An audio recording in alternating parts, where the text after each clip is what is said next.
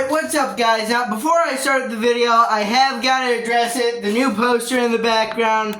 Look at that. Infestations for hashtag 33/7XR. And I thought Thrift Store Firearms had dumb names for albums. But yeah, I thought that this was a really cool album cover. Wanted to have it as a poster. I would have mentioned it earlier if, the album was on YouTube Music, but I thought it looked super cool, would look super cool in the background. Unfortunately, it will have to be a little off camera. It will be cut off, because I was originally going to place it over there, but it didn't fit, so had to go over there. You can still kind of see it, though. Anyways, Thrift Store Firearms, pretty popular incel-core artist. And yeah, if you've been following my TikToks, you know that I've made a few videos on them. And I actually made a video hyping myself up for this new album, Songs for People Who Hate the World. And yeah, basically like saying how excited I was, saying my expectations. And in that video, I brought up the theory that all of these songs were just like a compilation of SoundCloud Lucy's, which I didn't want to believe, but unfortunately it is true. It's just a collection of SoundCloud Lucy's, which, it was a little disappointing at first, I guess. But then again, I liked a few of those songs, so you know what? It's still an album. I'm still gonna review it. So, yeah, probably, I'll get my main complaint with the album out here, like, immediately. It's very loud. It's a very loud, energetic album, which, on one hand is a good thing. It's high energy. But on the other hand, it gets kind of, like, repetitive and kind of tiring, once you kind of, like, listen through all of it for, however many minutes this lasts.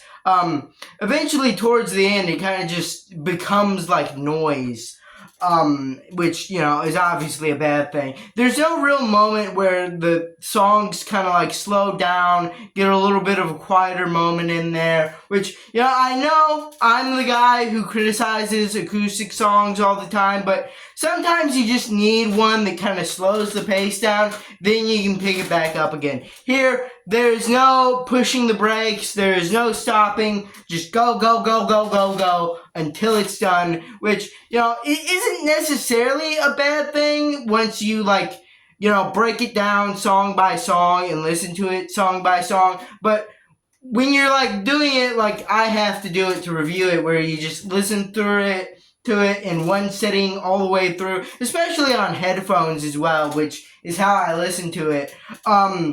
It gets a little like tiring towards the end. And yeah, but besides that, it's also produced pretty well, I want to say. Occasionally I think the drums get a little too loud and drown out the vocals, but besides that, this is a very well produced album, I want to say. Now I'll get on to kind of track by track kind of breakdown here. My favorite song here is probably Army of Two. I thought that it was gonna be Loser, but after listening to it the full way through, I'm thinking Army of Two is actually my favorite. I really like the technique they use. I don't know what it's called, but when when he's like saying a line and then the like instrumental pauses and then he finishes saying the line, kind of for dramatic effect.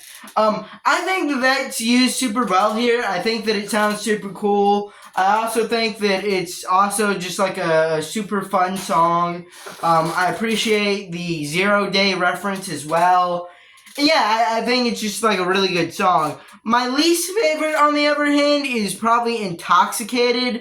It's only a minute long, and the instrumental is absolutely terrible. It's like an EDM, like house type thing.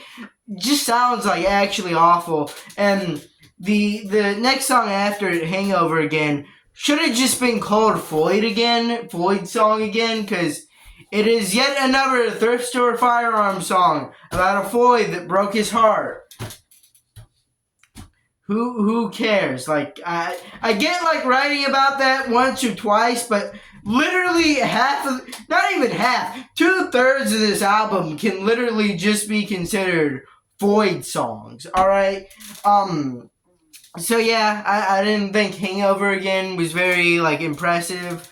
A lot of these songs do kind of blend in together.